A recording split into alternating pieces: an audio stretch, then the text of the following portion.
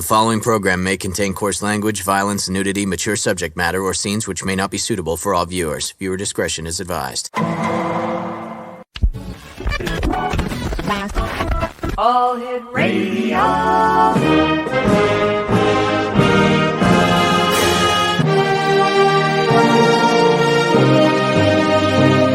Welcome to the X Zone, a place where fact is fiction and fiction is reality. Now, here's your host, Rob McConnell. And welcome back, everyone. I must tell you that the last guest still has me scratching my head wondering what the hell they were talking about. You ever have one of those days? Well, I'm a pretty lucky guy because right now I'm bringing on a guest that we've had on many times before. Very interesting, very credible. He knows what he's talking about. And we're going to be talking about ghost hauntings, things that go bump in the night. I'm not talking about your husband or your boyfriend or your wife when they come home from the bar. Dale KACZMAREK is my guest this hour, and he is the president of Ghost Research, right, Dale? Ghost Research Society. Mm-hmm. Welcome back to the X Zone. Always great seeing you and speaking with you. How have you been? I've been good. I've been very busy, starting up my spring investigative season here, I guess. But as you know, Chicago, I don't know how it is in Canada, but I know Chicago, their winter wants to hang on forever. Oh, I know. It's horrible. And according to weather scientists, here in the Ontario region where we live in the Niagara region, it has been the gloomiest winter on record. I think Chicago probably be a close second. I mean, we seem to have like 6 months of winter and a couple of months of summer. We don't have no spring or fall here, really. Yeah, same here. When is your busiest season? I would imagine that Halloween in that part of the fall is busy for you, but are you busy all year round? Yeah, I mean, pretty much. We do things, investigations, and research year round. We start breaking out the equipment to do outdoor investigations. Hopefully, in April, and we run through October or November, whenever the season begins to get bad again. And even during the off season, we try to do internal investigations where we're going into private home businesses, places like that, when we don't have to go out in the harsh weather. The type of investigation that you do, does it vary according to the time of year as well as the weather itself? It can. In some cases, for instance, if give you an example, we just got back from a 5-day trip to northern Alabama to do investigations out there into a spook light, a ghost light, which is also one of my passions. I wrote a book on it called Illuminating the Darkness, The Mystery of Spook Lights. And sometimes those things are only seen, according to the eyewitnesses down there, during certain times of the year. For instance, even though it was 70, 80 degrees down there, which was a respite from the Chicago weather up here, I mean, it was a nice vacation. It seemed like some of those, I only saw really one or two that I could maybe claim might be paranormal. And it seemed to have more of those show up as we get closer to the summer. So kind of tailoring our investigations pretty much to when the phenomenon is often seen by people. You mentioned one of the books you've written. How many books have you written all told, Dale? I've written 6 books as of right now. I hope to be able to write a few more in the upcoming years. And are they available on Amazon.com? They're at Amazon.com. They're also directly through my website as well. So people can go either way. And that's Ghost Research, ghostresearch.org. Oh, we got to get a plug-in for your books, my friend. Yeah, absolutely. Appreciate it. How did you get started in investigating the paranormal for the listeners and viewers who haven't had the opportunity of meeting you before? Well, I think, again, I want to blame this spooky hobby of mine on my parents. Because, they started telling me ghost stories when I was quite young. I mean, 5, 6, 7 years old. My dad actually was sort of the ghost hunter of the family, so to speak. My mother, she enjoyed doing that, but it was during my parents, when they were still dating, just prior to World War II. My dad was in the Merchant Marines, and he used to drive past the cemetery a lot, a rather large Polish Catholic cemetery in our area called Resurrection Cemetery, to look for the so-called hitchhiking ghost story that's been seen since the latter 1930s. And this was often after a date, taking my mom out, or mom-to-be, out on a date, a movie, a show, a theater.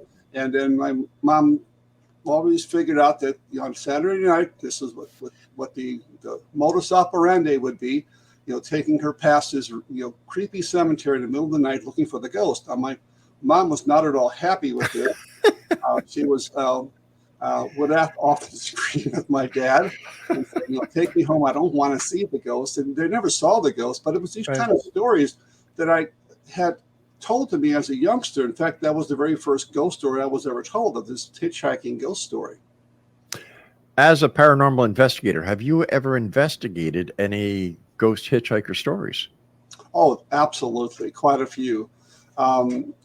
The whole idea basically of a hitchhiking ghost story is a staple of American folklore.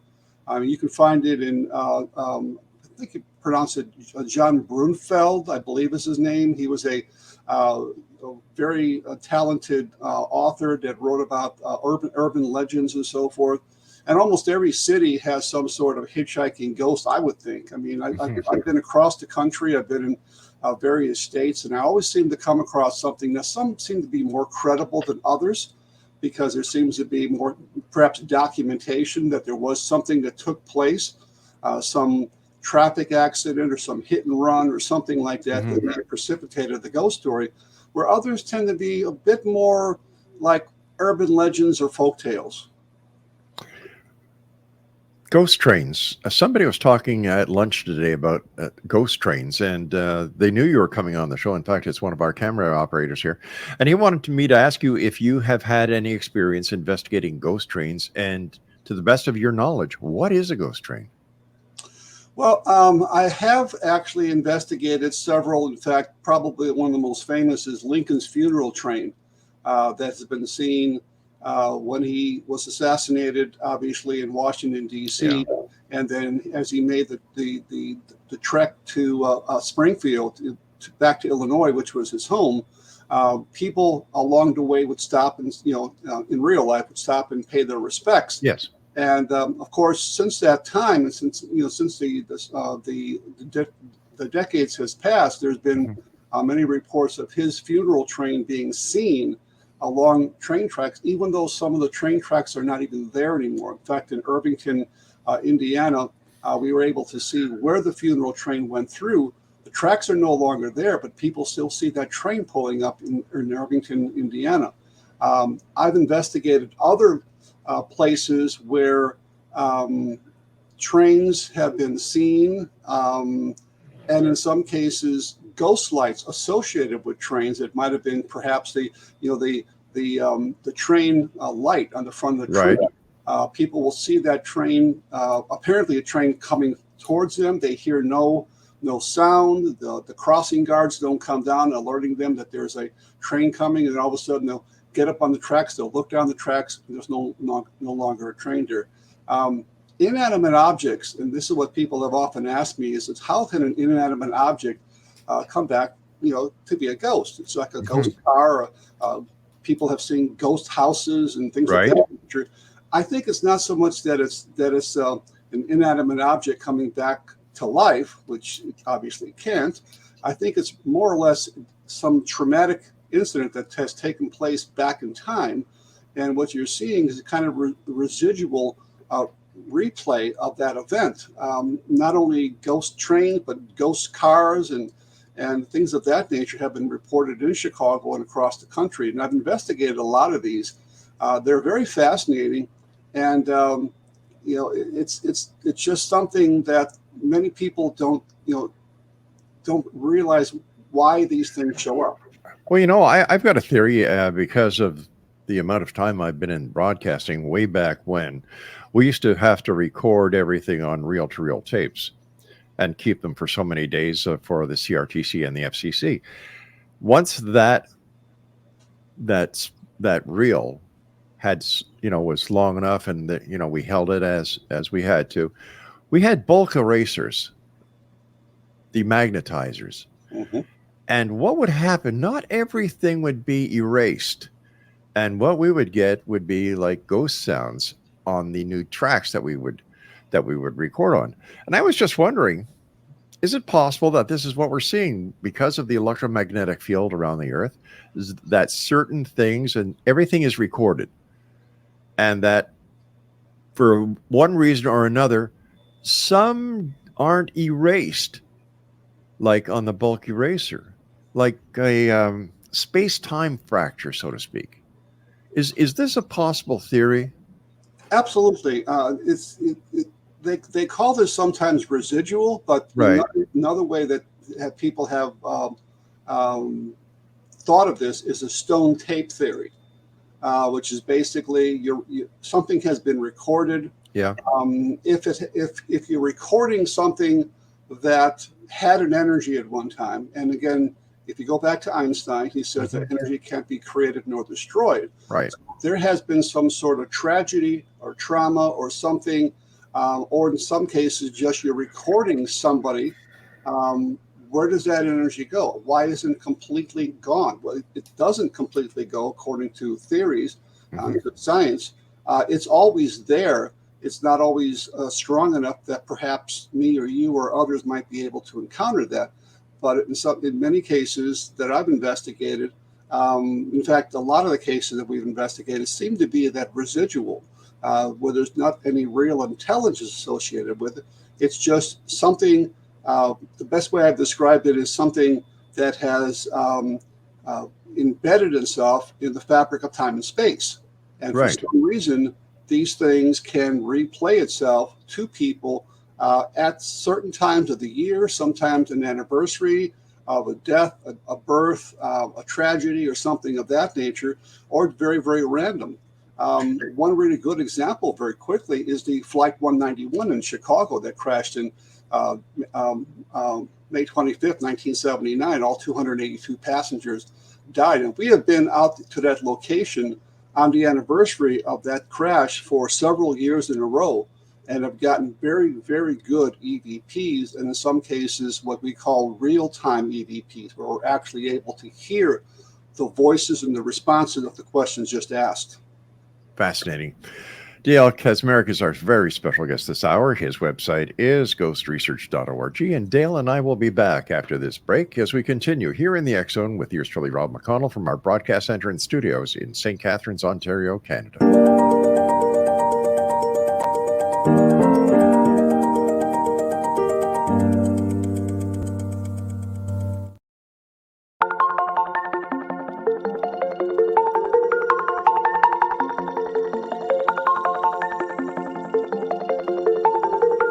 Question: what is the name of the unique blend of coffee you get that has been formulated by a neurologist, a neurobiologist, and a pharmaceutical chemist? Answer: you get Beautiful Mind Coffee, a unique coffee blend that tastes great and has herbal ingredients that your brain will love, and it is not just coffee, it's brainalicious. Dr. Rathbone, Dr. Jang, and Dr. Winslow, the scientific team that created Beautiful Mind Coffee, decided to collaborate on a coffee focusing on brain health. As for those herbal ingredients found in Beautiful Mind Coffee, Dr. Rathbone, Dr. Jang, and Dr. Winslow, utilizing their combined extensive scientific research background, worked with many natural and herbal products until the exact formulation that is found in Beautiful Mind Coffee was created. With a unique scientific formula not found in any other coffee being sold or served, Beautiful Mind Coffee is the only coffee blend that contains 3 herbal ingredients found to aid in boosting your daily mental clarity and focus. Every cup of Beautiful Mind Coffee contains scientifically formulated amounts of maca root powder, green tea extract, and American ginseng, all supporting good brain health. Taking care of your brain's health now can help delay or prevent the onset of cognitive dysfunction, including dementia, Alzheimer's, and more general memory loss as you get older, just by enjoying the delicious flavor of our roasted coffee and herbal ingredients found exclusively in Beautiful Mind Coffee. Did you know that cognitive dysfunction also refers to deficits in attention, verbal and nonverbal learning, short-term and working memory, visual and auditory processing, problem-solving, processing speed, and motor functioning? For more on Beautiful Mind Coffee, the 3 scientists who formulated Beautiful Mind Coffee, and more details on the 3 unique herbal ingredients in Beautiful Mind Coffee, visit www.beautifulmindcoffee.ca. Beautiful Mind Coffee is now available online at amazon.ca and amazon.com. To order Beautiful Mind Coffee, visit www.beautifulmindcoffee.ca today.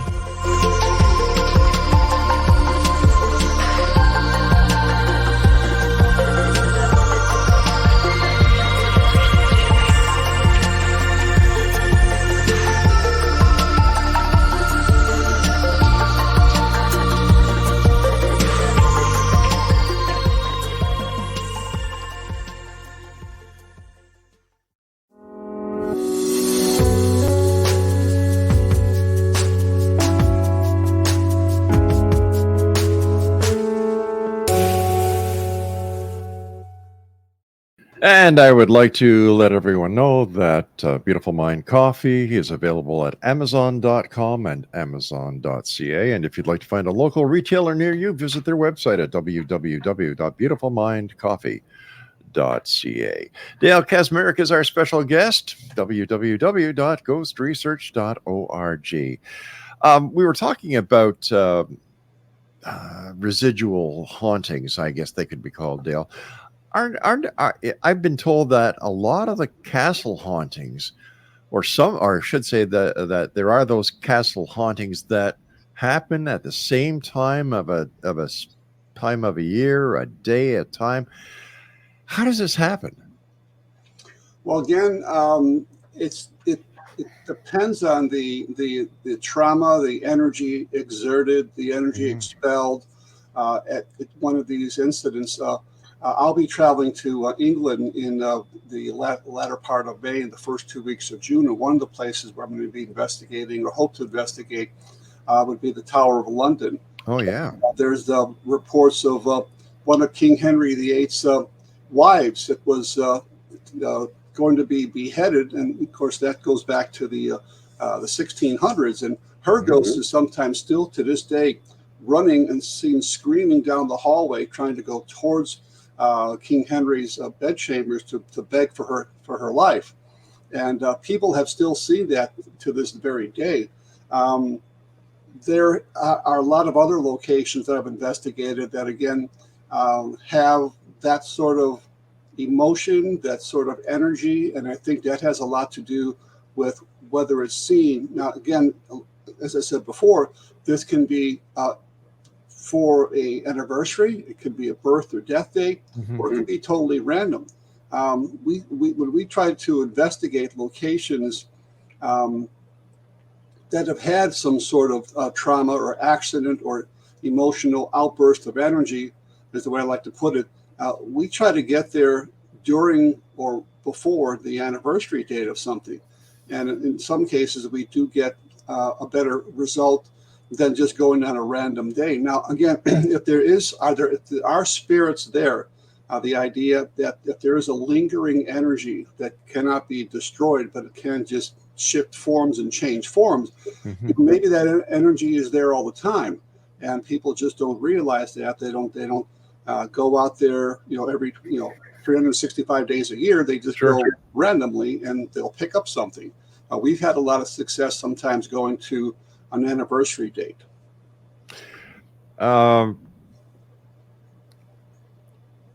Does the weather have an effect on the investigation itself? For example, is there more activity during a thunderstorm than there would be on a clear night, or it really doesn't matter?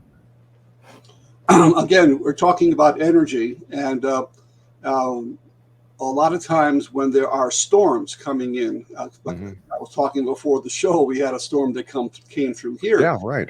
Pretty vicious that didn't do any damage to my area, which was good. But the added electricity in the air those free flowing ions, that energy created by thunderstorms and by lightning, can actually, I believe, enhance a phenomena, because if there is, again, something there in the form of a surviving personality, Mm-hmm.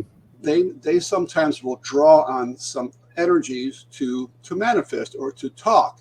That's why in some cases people feel somewhat drained when they go into a haunted house or something. They're doing investigations. Maybe the spirits are draining our energy. That's why equipment and batteries and tape recorders and so forth, Yes. because they're draining that. So I think there is a lot to do with meteorological effects that can cause a phenomenon to be intensified. We're also looking at the possibility of maybe lunar implications, the full moon, the new moon, and so forth, because the whole idea for the term lunacy comes Yes. from the term lunar, moon, and so forth. And police officers have often said that they get a lot more violent crimes, Yeah. carjackings, and so forth during the time of the full moon. So if it can affect us physically in the physical body, Mm-hmm. it may be able to affect somebody that has left their body.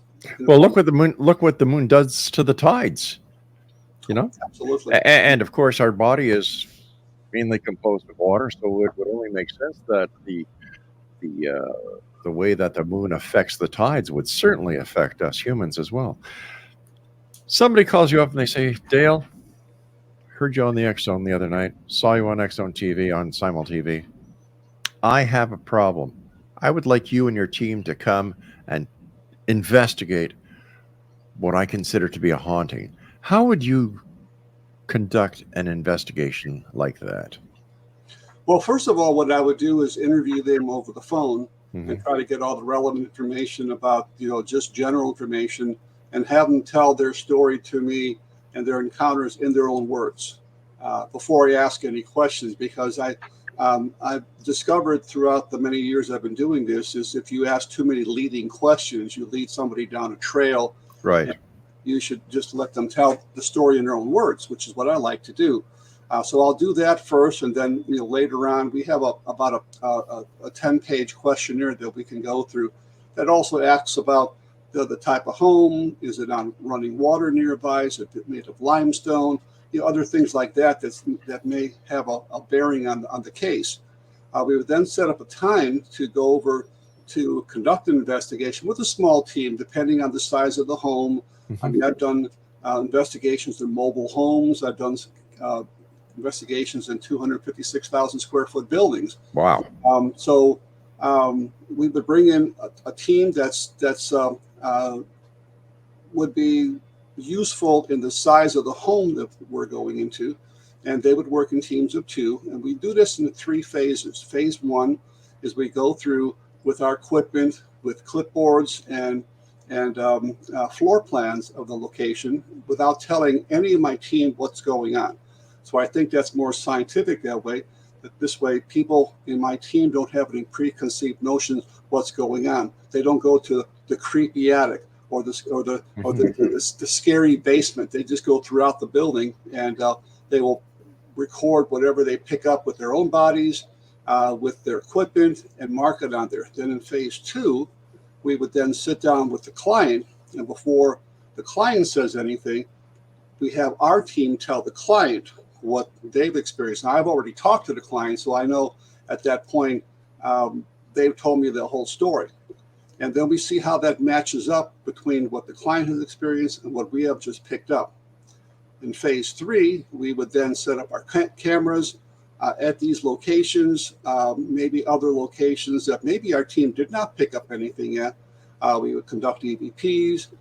We would then try to find out if there was a communication that could be held in some way, find out why this ghost is there, put out some other meters and devices that would pick up anomalous energy from electromagnetic frequency to radiation to totally invisible light, use night shot cameras and things of that nature. And then after all that is compiled, we may or may not have experiences. It really depends. I mean, sometimes we've been to a location that we get nothing at all. Sometimes we get a whole bunch of stuff. We would then go back and review our evidence, the pictures, the video, the audio, and then write a report, meet up with the client again in person, go over what we have experienced, and then see how that client wants to proceed from that point. Because a lot of times when people call us, it's not so much that they want an exorcism or they want something taken out of it. Sometimes they're just curious. They want to know that they're not going kooky, they're not going crazy. They want verification from this. And in some cases, they think they know who it is. It might be Uncle Joe, Uncle Tom, and Bernice or something. And if it's that person, they don't want that person to be expelled. They're fine with that. So we kind of go like that route. And if the client wants to take it a step further, then we can always bring in psychics or mediums that we have worked with in the past to see what other avenues we can explore. Is there any connection between ghost hauntings and other dimensions? I believe so. I believe that in many cases, the whole idea of a ghost, again, I believe in some cases it can be a surviving personality. If you talk about the intelligent ghost and not the residual. The residual is kind of a tape loop, but there can be intelligence where we get EVP responses. But in some cases, I believe, and many other investigators have also come up with this idea of portals, of interdimensional doorways, perhaps, where spirits can go back and forth from time to time.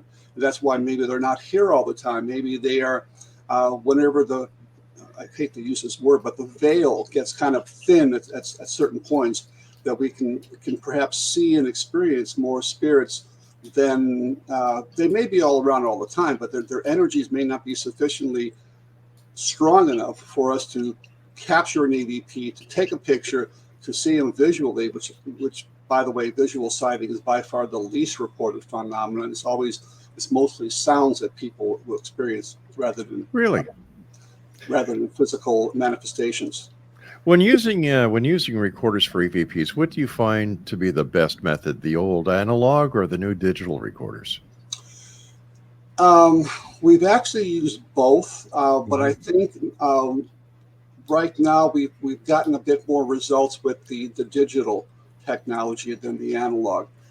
We have employed cassette tape recorders. We have the old bulky reel-to-reel tape. Yeah.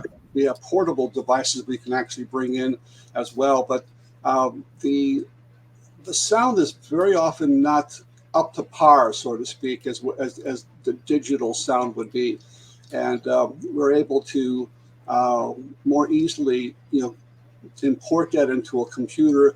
I have software that I can analyze and see in some cases where that voice falls in. Does it fall into an avenue of audible sound, or is it infrasound? Is it ultrasound? Is it beyond or below our hearing capabilities?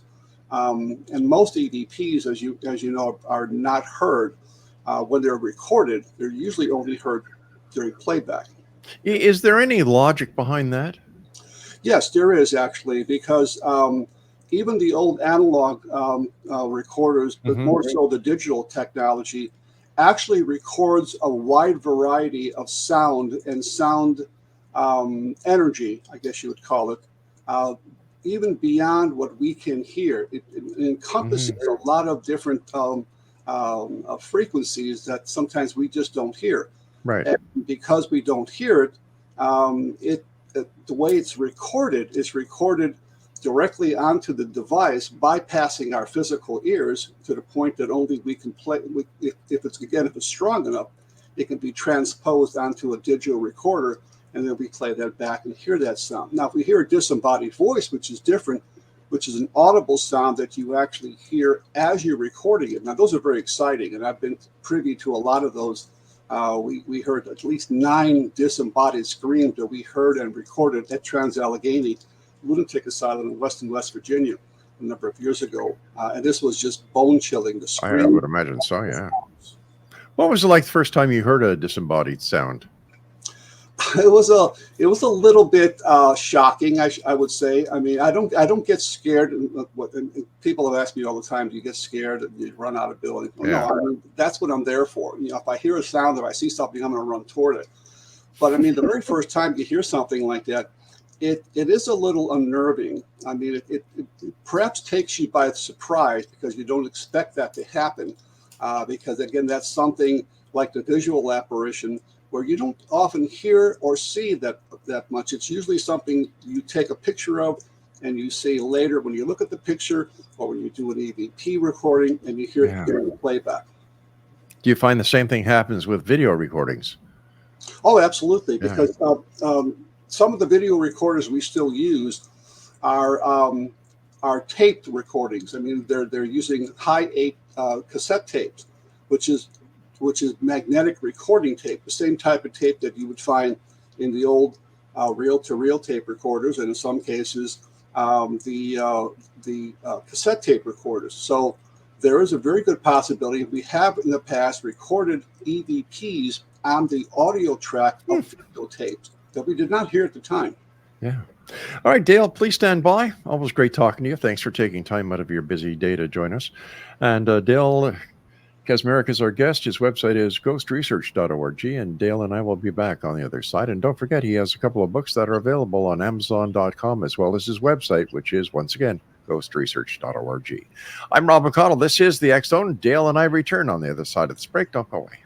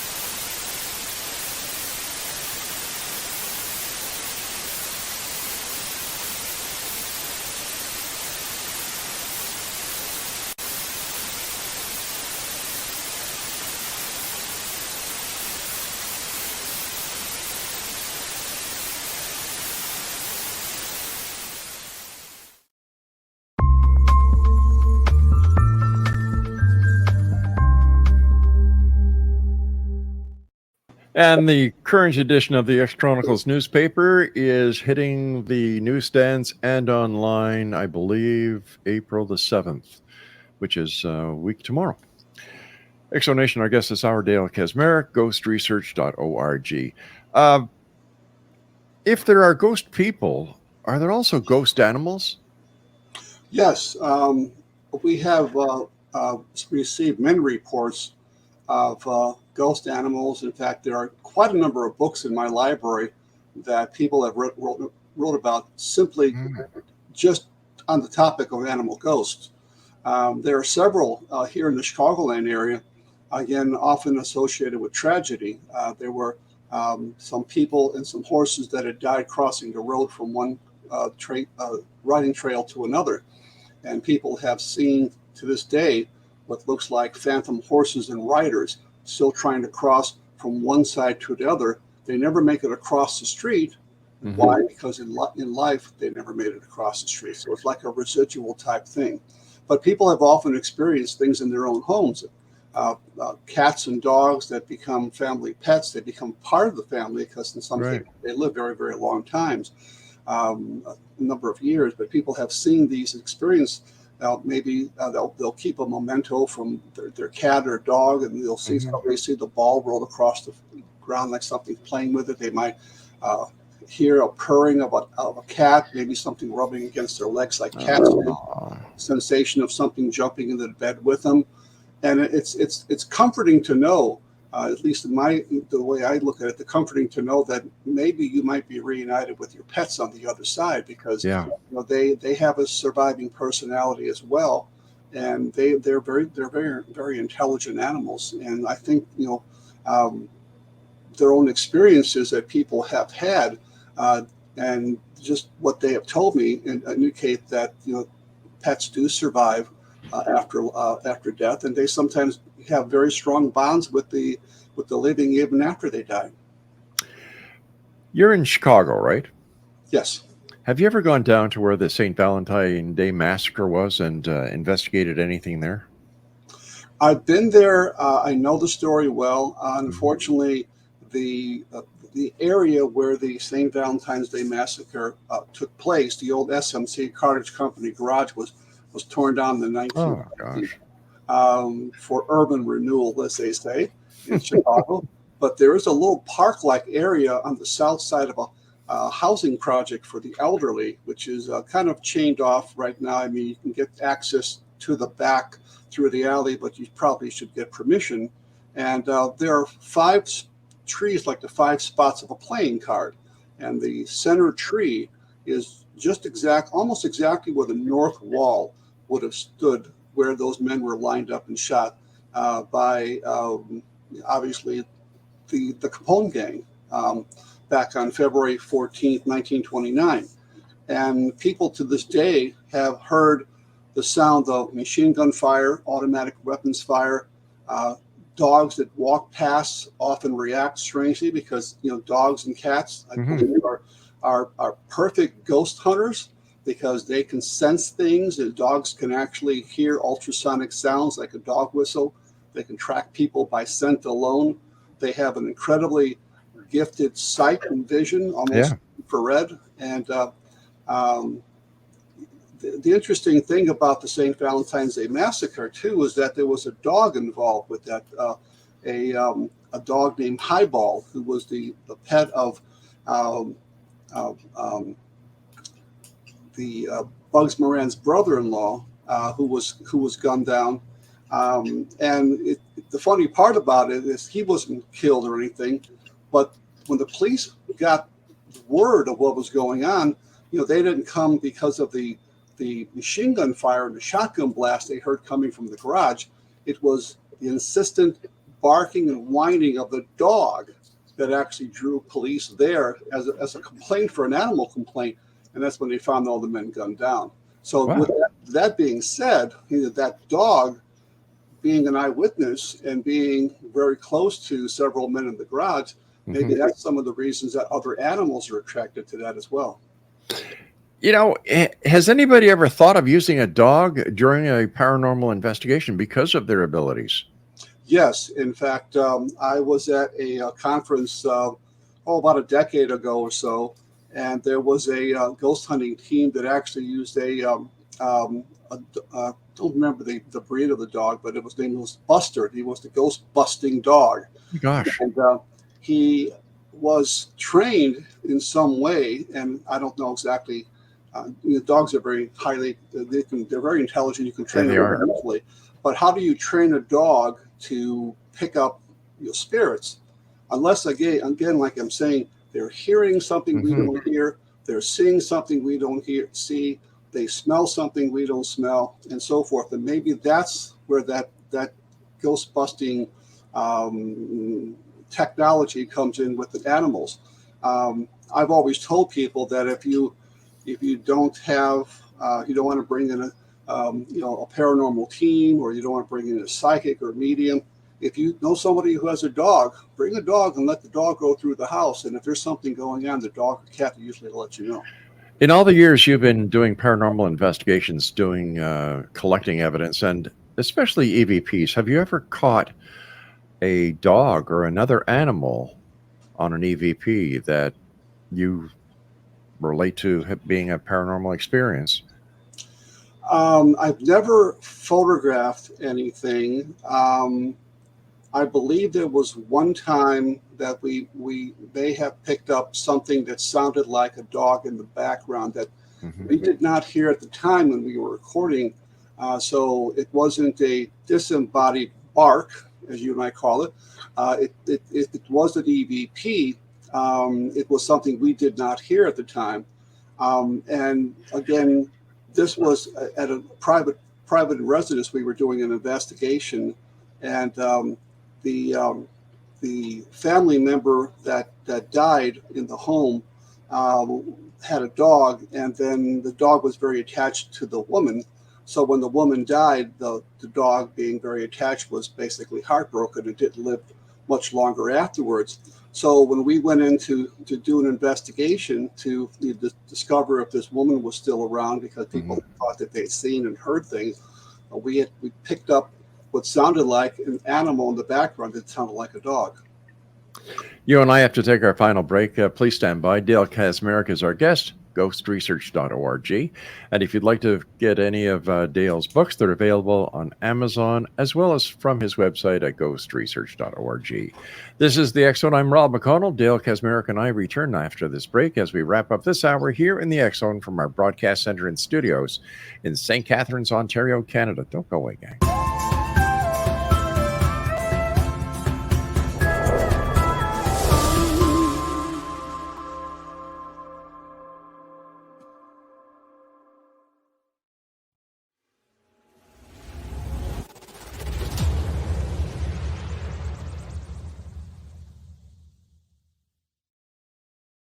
So I was watching the X Zone TV channel last night when I was abducted by aliens, and they kept repeating to me over and over again, simultv.com, simultv.com. What's simultv.com? That's what I asked them. They had it written on the side of their UFO. How do you spell that? UFO. No, I mean simultv.com. simultv.com. simultv.com. Right. simultv.com. Interesting that you were abducted by aliens in a simultv.com UFO last night. Oh, yeah? Yeah. Now that you mention it, I remember now last night I was awakened from a deep sleep. My great-grandmother was standing there. She said she'd come from the hereafter to tell me about simultv.com. She even spelled it out for me. simultv.com, sonny boy. simultv.com. simultv.com, sonny boy. Wow. Yeah. Guys, you'll never guess what my psychic guru just told me. simultv.com. Exactly. Are you guys psychic too? Of course. We all know about simultv.com. simultv.com.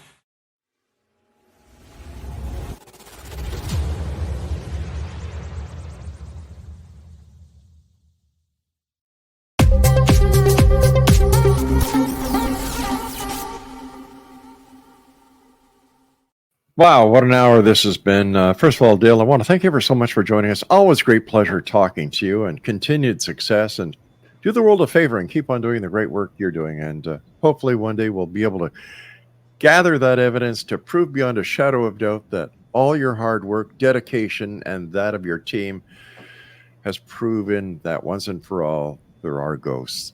Are we getting closer to that point, in your opinion?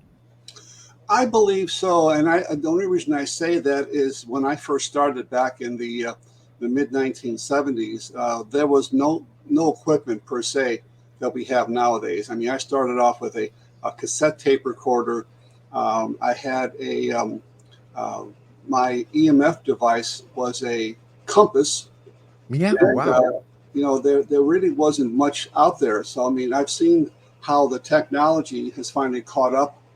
First being adapting certain things to paranormal research, and then now so many people out there building specific devices made only for this express purpose of trying to gather evidence for ghosts or the paranormal.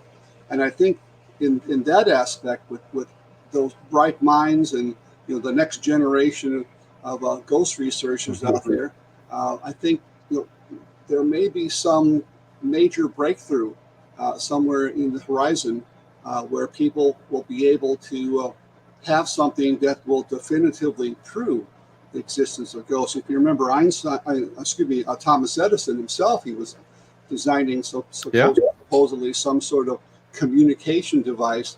The plans were never found; it was never completed. But if anybody would have been able to build an invention, and he had so many inventions, he would have been the person to do that. So I really believe it's the technologies and the equipment that's going to make the breakthrough here. I think we're on a better path now than before because now we're able to perhaps hear the actual voices coming through on these real-time devices.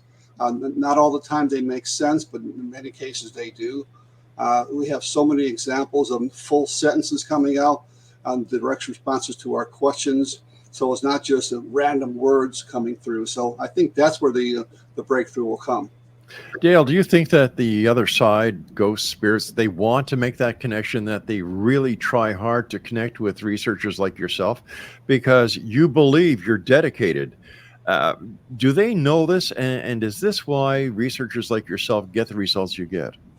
I think so. And the reason I say that is even going back, a generation before mine when they had Dr. Konstantin Radovay, Professor Hans Bender, and Friedrich Jurgensen and other very early EVPers, George Meek, for example, another name that pops up, when they were communicating with scientist friends that had passed over, they indicated through some of their EVPs and some of their responses they were getting is that the other side was actually telling them how to make the device better, what frequency they needed to go, how to adjust it better. And these are some of the EVPs that you can actually find if you go on these internet programs and so forth. So I think they are trying to reach out to us in some cases to make that communication, to make that connection from the other side. Dale, before we say so long, what are your final thoughts that you'd like to share with the X-Zone Nation tonight? Well, again, as I always do, I mean, if anybody ever has an experience, it's just nothing to be frightened of or scared of. I've never come across anything harmful as far as a ghost or an entity, even poltergeist phenomena. There's never been anybody struck by a flying object, so it's nothing to be scared of. The best thing you can do is document your experiences. Reach out to a paranormal team if you have concerns and let them do the investigation. Don't take it upon yourself to do that. But there are a lot of good teams out there that can help you and assist you in your need to know. Dale, as always, thank you so much for your time. Great talking to you. Give my very best to your family as well as your team, and I look forward to the next time we meet back here in the X-Zone. It's always a pleasure. You take care, my friend. And X-Zone Nation, if you'd like to contact Dale, visit his website, ghostresearch.org, and for his books and all the work that he does, it's a great website. Please, ghostresearch.org. I'll be back on the other side of the news at 6.5 minutes past the top of the hour as the X-Zone continues with yours truly right here on the Talkstar Radio Network, X-Zone Broadcast Network, Mutual Broadcast Network, and on Channel 32, the X-Zone TV channel, exclusive to Simul TV. I'm Rob McConnell. Don't go away.